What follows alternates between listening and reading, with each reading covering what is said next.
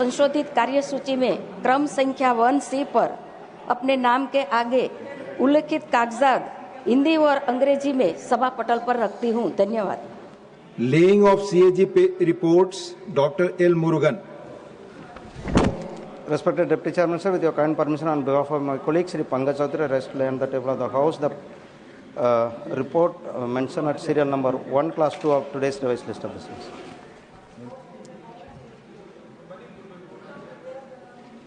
Honorable members, in the revised list of business for today, the National Sports Governance Bill 2025 and the National Anti-Doping Amendment Bill 2025, both as passed by Lok Sabha, have been included. The topics of both the bills were circulated through members' portal yesterday evening around 5 p.m.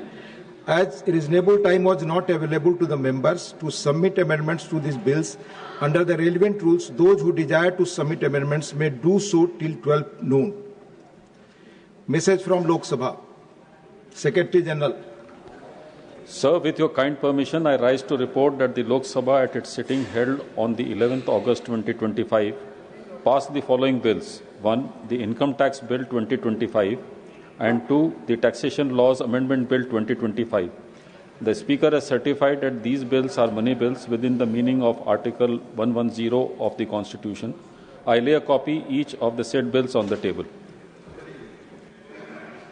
Reports of the Department-related Parliamentary Standing Committee on Commerce, Dr. Kanni Moji, NV and Somu.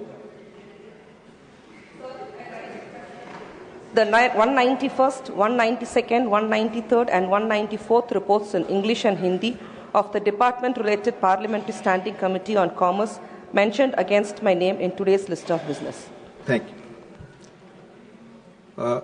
Report of the Department-related Parliamentary Standing Committee on Education, Women, Children, Youth and Sports, Srimati Sangeeta Yadav. माननीय उपसभापति जी, आपको आभार। महोदय, मैं विज्ञान और संबंधित क्षेत्रों में अनुसंधान आधारित शिक्षा और अनुसंधान परिदृश्य के संबंध में 398 प्रतिवेदन में अंतर्विश्व सिफारिशों पर सरकार द्वारा की गई कार्रवाई संबंधी शिक्षा, महिला, बाल, युवा और खेल संबंधी अस्थायी समिति का 367वां प्रतिवेदन हिंदी और अंग्रेजी में प्रस्तुत करती हूँ। धन्यवाद। Reports of the Department-related Parliamentary Standing Committee on Coal, Mines and Steel, Sri Aditya Prasad. Sir, यहाँ पर माइक। आदरणीय उपसभापति महोदय, मैं आज की कार्यसूची में मेरे नाम के सम्मुख यथा सूचीबद्ध कोयला, खान और इस्पात संबंधी अस्थायी समिति का 9वां, 10वां और 11वां की गई कार्रवाई प्रतिवेदन हिंदी तथा अंग्रेजी संस्करण सभा पटल पर रखता हूं। Reports of the Department-related Parliamentary Standing Committee on Petroleum and Natural Gas, Sri Mayank Kumar Nayak. तो उपसभापति महोदय, मैं आज की कार्यसूची में मेरे नाम के सम्मुख यथा सूचीबद्ध पेट्रोलियम और प्राकृतिक गैस मंत्रालय का 2024-25 का तीसरा, चौथा और पांचवा प्रतिवेदन हिंदी तथा अंग्रेजी संस्करण में सभा पटल पर रखता हूं। Thank you. Reports of the Committee on Public Accounts, Sri Tiruchi Shivaji. Sir, I rise to lay on the table of the House the Hindi and English versions of the 33rd report, 18th Lok Sabha of the Public Accounts Committee 2025-26 on the subject levy and regulation of fees, tariffs, user charges, etc. on public infrastructure and other public utilities, more than Nahai, as listed against my name in today's list of business at serial number 6. Thank you, sir. Thank you. The ayes have it, the motion is adopted. Statements by Ministers. Dr. L. Murugan. Respected Deputy Chairman, sir, with your kind permission, on behalf of my colleague Sri Pankaj Chaudhary, I rise to lay on the table of the House the statements regarding status of implementation of recommendations contained in the 46th report and 59th report and 66th report of the department related to the Parliament Standing Committee on the Finance. Sri Harsh Malhotra.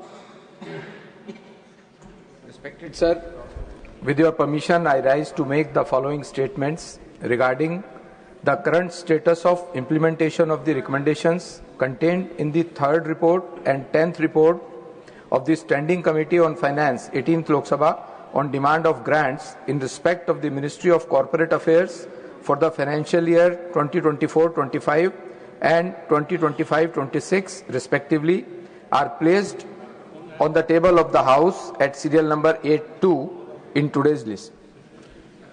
Shrimati Nimu ben Jayanti bhai Bambhaniya. माननीय सभापति महोदय, मैं आपकी अनुमति से आज की संशोधित कार्यसूची में क्रम संख्या 8(3) पर अपने नाम के आगे सूचीबद्ध विवरण जो संबंधित संसदीय स्थायी समिति के 6वें, 8वें एवं 40वें प्रतिवेदन में खाद्य और सार्वजनिक वितरण विभाग के संबंध में की गई सिफारिशों के कार्यान्वयन की स्थिति के संबंध में वक्तव्य सभा पटल पर रखती हूं। धन्यवाद। That's serial number 6. Thank you, sir. Thank you. Motion for election to the T board. Shri Jitin Prasad to move a motion for election of one member to the T board. Respected sir, with your kind permission, I move the following motion on behalf of my senior colleague Shri Piyush Goyal ji, mentioned against his name at serial number 7. That in pursuance of clause F of subsection 3 of section 4 of the Tea Act 1953, number 29 of 1953, read with subclause B of sub-rule 1 of rule 4 and sub-rule 1 of rule 5 of the Tea Rules 1954, this House do proceed to elect in such a manner as directed by the Chairman, one member from amongst the members of the House to a member of the Tea Board. Motion moved. Those in favor will please say aye. Aye. Those against will please say no. I think the ayes have it, the ayes have it, the ayes have it. The motion is adopted. Motion for election to the Coffee Board. Shri Jitin Prasad to move a motion for election of one member to the Coffee Board. Respected sir, with your kind permission, I move the following motion on behalf of my senior colleague Shri Piyush Goyal ji, mentioned against his name at serial number 7B. That in pursuance of clause B of subsection 2 of section 4 of the Coffee Act 1942, 7 of 1942, read with sub-rule 1 of rule 4 of the Coffee Rules 1955, this House do proceed to elect in such manner as directed by the Chairman, one member from amongst members of the House to a member of the Coffee Board. Motion moved. Those in favor will please say aye. Those against will please say no. I think the ayes have it, the ayes have it, the ayes have it. The motion is adopted. Motion for election. Motion for election to the Spices Board. Shri Jitin Prasad to move a motion for election of one member to the Spices Board. Respected sir, with your kind permission, I move the following motion on behalf of my senior colleague Shri Piyush Goyal ji, mentioned against his name at serial number 7C. That in pursuance of clause B of subsection 3 of section 3 of the Spices Board Act 1986, number 10 of 1986, read with clause B of sub-rule 1 of rule 4 and sub-rule 1 of rule 5 of the Spices Board Rules 1987, the House do proceed to elect in the manner as directed by the Chairman, one member from amongst the members of the House to a member of the Spices Board. Motion moved. Those in favor will please say aye. Those against will please say no. I think the ayes have it, the ayes have it, the ayes have it. The motion is adopted. Statements by Ministers. Dr. L. Murugan. स्थिति के संबंध में वक्तव्य सभा पटल पर रखती हूं। धन्यवाद। Honorable members, a supplementary list of business for consideration in return of income tax bill 2025 and the taxation laws amendment bill 2025, both has passed by Lok Sabha, has been issued now and uploaded on multimedia devices and members portal. The copies of both the bills were circulated through members portal yesterday evening after 6 p.m. Members who desire to submit amendments to these bills may do so latest by 1 p.m. If the House agrees, both these bills may be taken together.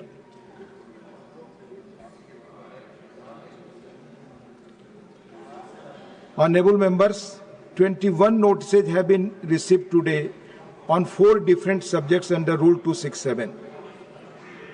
None of these 21 notices contain a motion drawn in proper terms as per the requirement of Rule 267 to obtain a decision of the House. Further out of these, 11 notices seek discussion on matter which is sub judice. Since none of these notices received today are in adherence to the requirement of the rules as enunciated above, I am not admitting any of the notices. Tiruchi. Sir, rule 266, sir. Not 267, it is 266.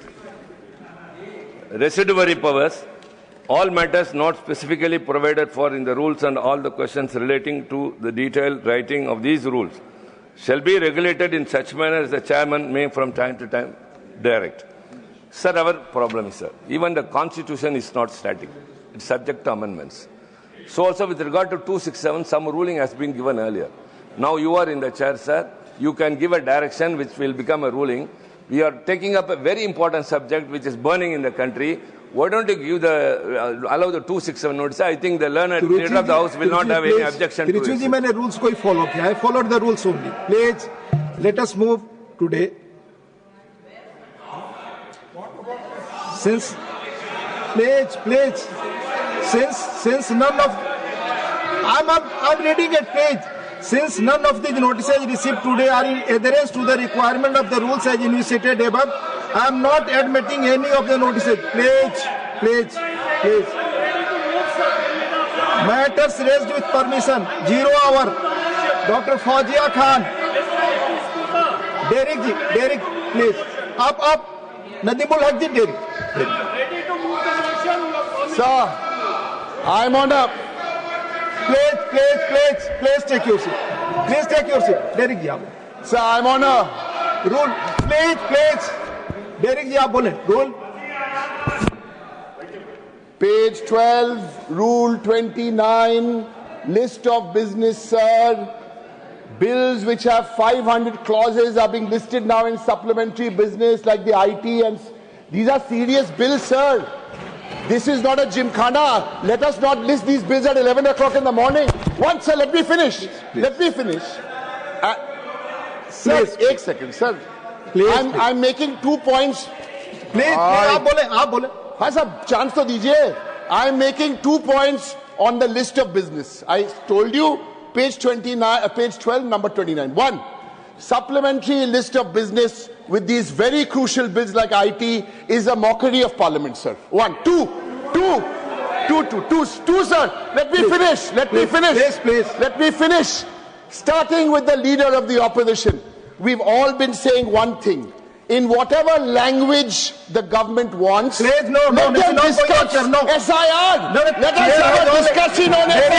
Let us have a discussion in whatever language they want. आपने जो point of order उठाया, chair has already given detailed ruling. No. Please, no. Will not allow. Chair goes by rules. 25. Honorable Minister, Dr. Mansukh Mandaviya. Honorable Minister. Chairman sir, आज national sports governance bill और national anti doping amendment bill, 2 bill का एक साथ में मैं मेरा विचार प्रस्तुत करता हूं और माननीय चेयरमैन साहब, हम सब लोग जानते हैं. One second, Honorable Minister. Honorable LOP.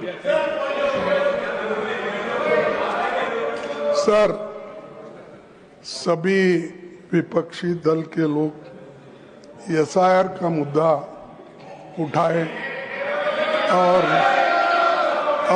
इसमें नहीं सभी उठाए और सरकार इसको रेस्पॉन्ड करे क्योंकि इसमें दलित, आदिवासी, अल्पसंख्यक इनको बहुत से मेंबर को छोड़ा जा रहा है.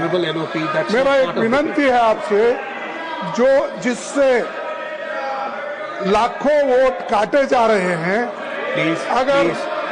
अगर पार्लियामेंट को जिंदा रखना है लोकतंत्र को जिंदा रखना है तो आपको इस पर चर्चा के लिए परमिशन देना चाहिए। अगर आप नहीं देते तो मैं समझूंगा कि यह कॉन्स्टिट्यूशन के खिलाफ हो और आप सब लोग Thank you, thank you, thank you. Thank you, thank you, thank you. No अरे सुनो, मेरे को जब परमिशन दी है मैं बात करता हूँ। सर मैं यही चाहता हूँ कि हम सभी लोग ये कोशिश कर रहे हैं। अरे आप लोग इसमें क्या अनकॉन्स्टिट्यूशन बात कर रहा हूँ, मैं तो यही बात कर रहा हूँ कि इसका सबसे ज्यादा असर गरीब, दलित, आदिवासी, ओबीसी समाज के दूसरे मार्जिनलाइज्ड सेक्शन पर पड़ेगा। बिहार से एसआईआर की शुरुआत है, अब बंगाल, आसाम, पूरे देश में यही एक्सरसाइज करने जा रहे हैं। थैंक यू हमारे पिछले कुछ दिनों से ये स्पष्ट मांग रही है कि एसआईआर पर चर्चा हो। विपक्ष चाहते हैं सदन चले, सभी जरूरी मुद्दों पर चर्चा हो, लेकिन बीजेपी सरकार नहीं चाहती है। और ये नहीं, ये हमेशा वोट चोरी करके सत्ता में आए। सब चोरी की सरकार है।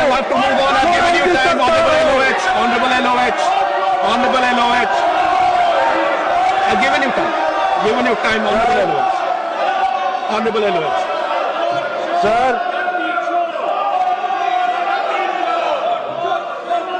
Order in the House, please. Order in the House. Please sit down. Please sit down. Order in the House, please. Please. Order in the House. Order in the House, please. Order in the House. If you want to leave, leave quietly. Please leave quietly. There's no point of order on the bill. Not point of order in the bill. Honorable LOH. Please, Honorable LOH. Please, please, please, let's have order in the House. Let's have order in the House. The bill, let the bill start. Let the bill start. Let the bill start. Please, thank you, thank you, thank you, thank you, thank you, Honorable LOH. Sir, thank you. मैंने पहले कहा था कि please order in the house please. ये जो opposition का व्यवहार है, ये please order in the house, order in the house, order in the house. Yes please. ये जो ऑपोजिशन का व्यवहार है वो smooth functioning of the parliament, उसको ऑब्स्ट्रक्ट करने का एक सोची समझी चाल है और इनको हेल्दी डेमोक्रेसी में कोई विश्वास नहीं है। हमने शुरू दिन में कहा था, जो मैं आज फिर रिपीट करता हूं, कि जुलाई 21 को हमने कहा था कि यह गवर्नमेंट किसी भी तरीके से हम हर विषय पर चर्चा करने के लिए तैयार हैं, लेकिन वो संविधान सम्मत होना चाहिए, वो नियमों के अनुसार होना चाहिए। अभी लीडर ऑफ द हाउस और लीडर ऑफ द ऑपोजिशन उन्होंने पॉइंट ऑफ ऑर्डर का विषय उठाया और पॉइंट ऑफ ऑर्डर के विषय में उन्होंने कोई चर्चा नहीं की। चर्चा उन्होंने एसआईआर के बारे में शुरू कर दी और एक पॉलिटिकल स्टेटमेंट लेकर के आए। मैं निवेदन करूंगा कि वह हाउस के प्रोसीडिंग से एक्सपंज किया जाए। क्यों? क्योंकि that is not in order of the rules and regulations of the parliament. जिस बात के लिए उन्होंने परमिशन मांगी थी उस बात को छोड़ करके वो पॉलिटिकल स्टेटमेंट देने लगे और टाइम एंड अगेन उन्होंने इस पर डिमांड 267 रूल के दिन हर दिन करते हैं सुबह, और उनको हर दिन यह जवाब दे दिया जाता है कि इसकी चर्चा नहीं हो सकती है। ये जो आज हम बिल पर चर्चा कर रहे हैं, ये बिजनेस एडवाइजरी कमेटी में डिसाइड होने के बाद हम कर रहे हैं, और इसको ऑब्स्ट्रक्ट करना ये प्रजातंत्र को एक तरीके से पार्लियामेंट को बंधक बनाने के बराबर है, जो मैंने कल भी कहा, और ये हम परमिट नहीं करेंगे। We will not allow obstructionism, we will not allow anarchism, और गवर्नमेंट के जो बिजनेस है वो पूरा पारित होगा और यह संसद चलेगी, पूरी तरीके से चलेगी, नियमावली के तहत चलेगी और आपके संरक्षण में चलेगी। Honorable members, Honorable Elovich. They have wasted 64 hours and 25 minutes of the Indian Rajya Sabha. जब से पार्लियामेंट 64 hours and 25 minutes. आप बोलिए वर्किंग डेज, ये आप बोलिए ये हाउस को बंधक बनाने के बराबर है कि नहीं है? ये एक तरीके से पब्लिक मनी को वेस्ट करने का सवाल है कि नहीं है?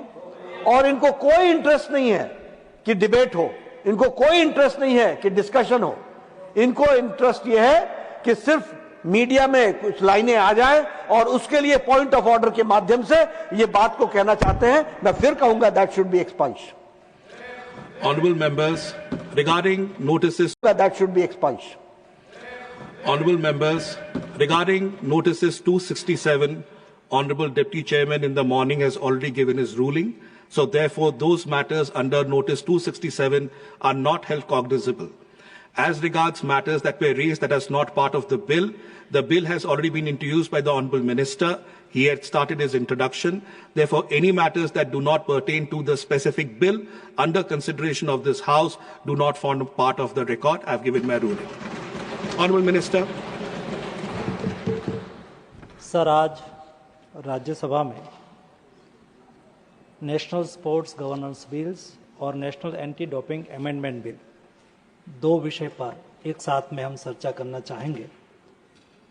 और डिप्टी चेयरमैन सर, स्पोर्ट्स एक पब्लिक मूवमेंट है और स्पोर्ट्स के लिए 3 स्टेक होल्डर है.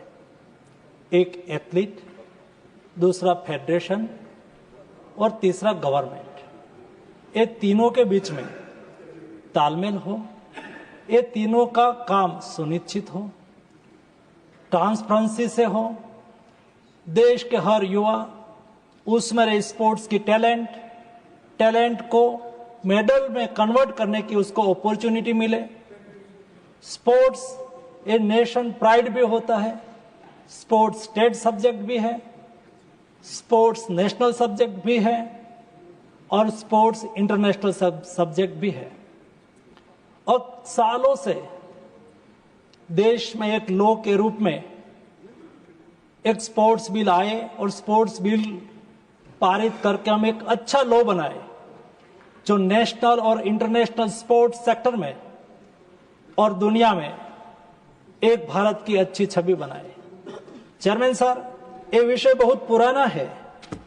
देश में स्पोर्ट्स सेक्टर में गुड गवर्नेंस होना चाहिए, देश में स्पोर्ट्स को आगे बढ़ाना चाहिए. उसके लिए बात तो बहुत हुई लेकिन काम नहीं हुआ था. काम नहीं होने का भी कारण इच्छा शक्ति का अभाव था. अपना हित उसमें समाहित थे और स्पोर्ट्स सेक्टर में कई ऐसे पॉलिटिक्स हुए जिस वजह से स्पोर्ट्स में हम गुड गवर्नेंस नहीं ले पाए. डिप्टी चेयरमैन सर, ये देश में क्षमता की कमी नहीं है, ये देश में ब्रेन पावर भी है, ये देश में मैन पावर भी है. देश की 65% पॉपुलेशन बिलो 35 है, यानी कि देश युवाओं का देश है. लेकिन आज ओलंपिक्स में मेडल टैली में हम पीछे पड़ रहे हैं. हम मेडल टैली में और इंटरनेशनल स्पोर्ट्स में जो हमें परफॉर्मेंस करना चाहिए हमें नहीं कर पा रहे हैं. और इसलिए देश में एक लॉ लाना बहुत आवश्यक है. हम क्यों ये बिल लेके आए हैं? देश में फेडरेशन का इलेक्शन, फेडरेशन में एथलीट का सिलेक्शन, फेडरेशन में महिलाओं का प्रतिनिधित्व, फेडरेशन में नए लोगों को अपॉर्चुनिटी देना, ऐसे कई टाइप के विषय है. उसके लिए ट्रांसपेरेंसी होना बहुत आवश्यक है. आज मैं देखता हूं देश में 350 से अधिक कोर्ट केस है.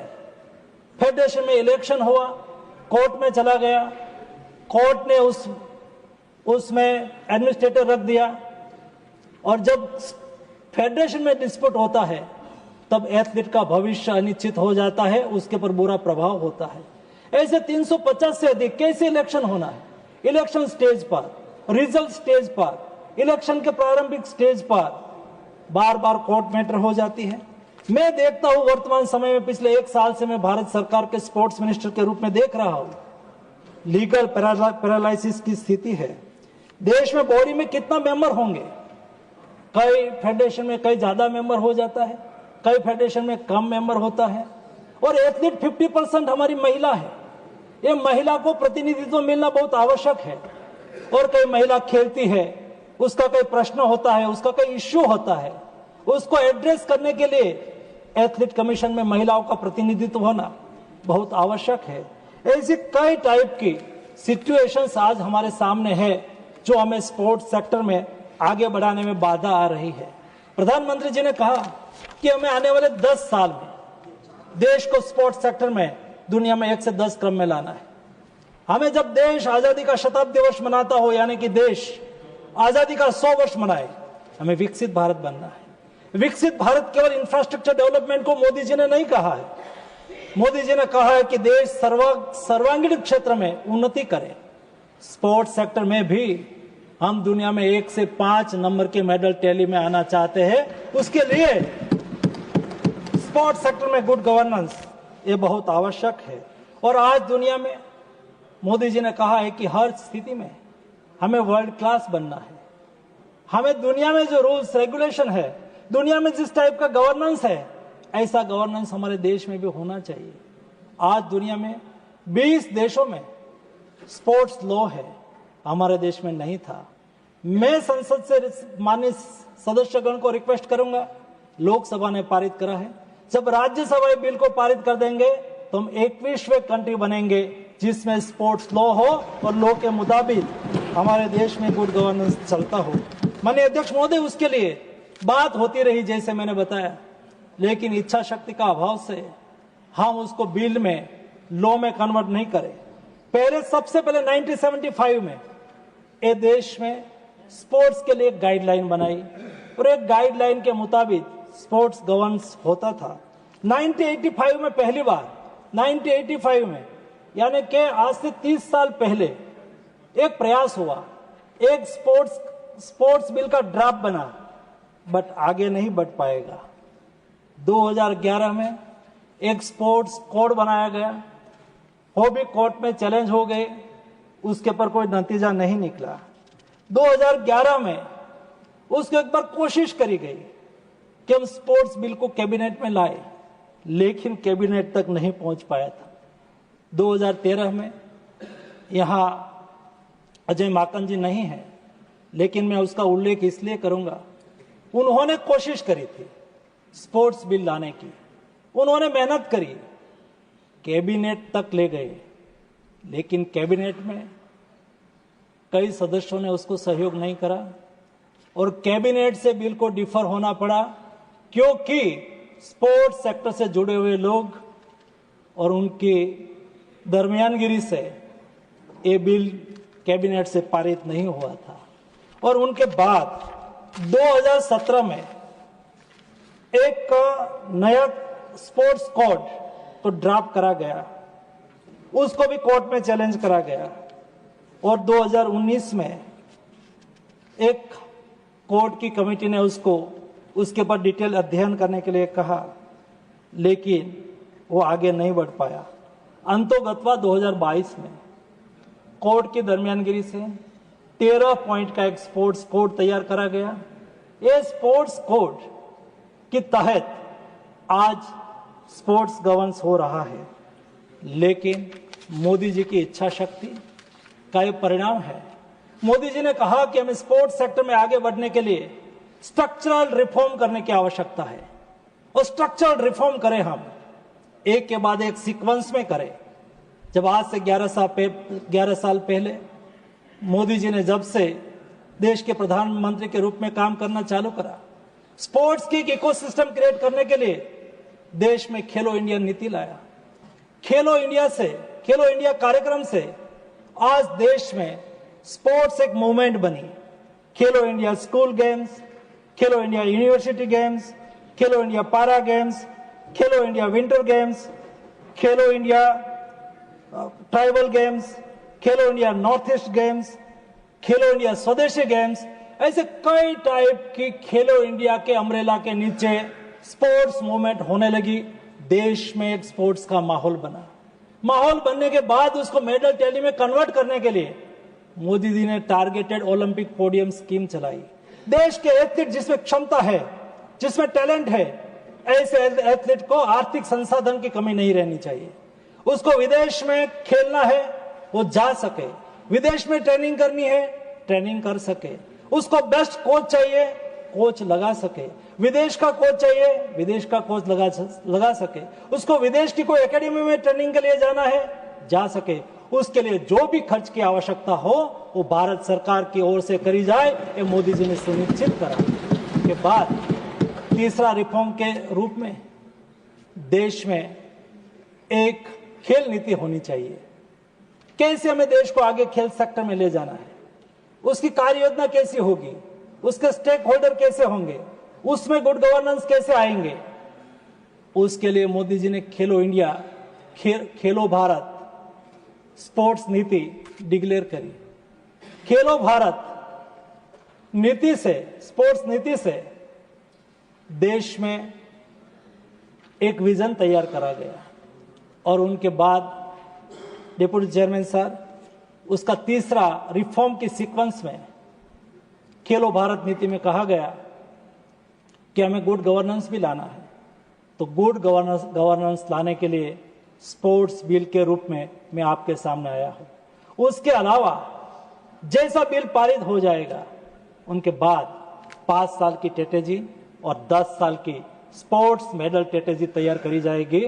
मुझे पूरा विश्वास है मोदी जी ने जो स्वप्न देखा है 2047 में भारत टॉप 5 नेशन में मेडल टैली में होना चाहिए, ये उद्देश्य को सिद्ध करने के लिए आज हम इस बिल लेके आए हैं। इस बिल में नेशनल स्पोर्ट्स बोर्ड होगा, जिस बोर्ड में ऑल देश के सभी फेडरेशन, उसका रजिस्ट्रेशन होगा। और जब डिस्प्यूट होता है तो कोई कोर्ट में जाने के अलावा उसको नेशनल स्पोर्ट्स ट्रिब्यूनल की रचना करी जाएगी। नेशनल स्पोर्ट्स ट्रिब्यूनल में सभी केस दर्ज करा जाएगा और उसके ऊपर केवल वो सुप्रीम कोर्ट में ही जा पाएंगे। हाई कोर्ट, सुप्रीम कोर्ट के रिटायर्ड जज लेवल के जज उसका नेतृत्व करेगा। एकदम ट्रांसपेरेंसी की अपेक्षा है। सरकार उसमें स्पोर्ट्स सेक्टर में, स्पोर्ट्स फेडरेशन गवर्नेंस में कोई दरमियानगिरी नहीं करना चाहता है। ये बोर्ड है, ये बोर्ड भी स्वायत्त तौर पर काम करेगा, उसमें सरकार की दरमियानगिरी कुछ भी नहीं रहेगी। और आज जब कोई फेडरेशन का इलेक्शन है, इलेक्शन करवाएगा कौन?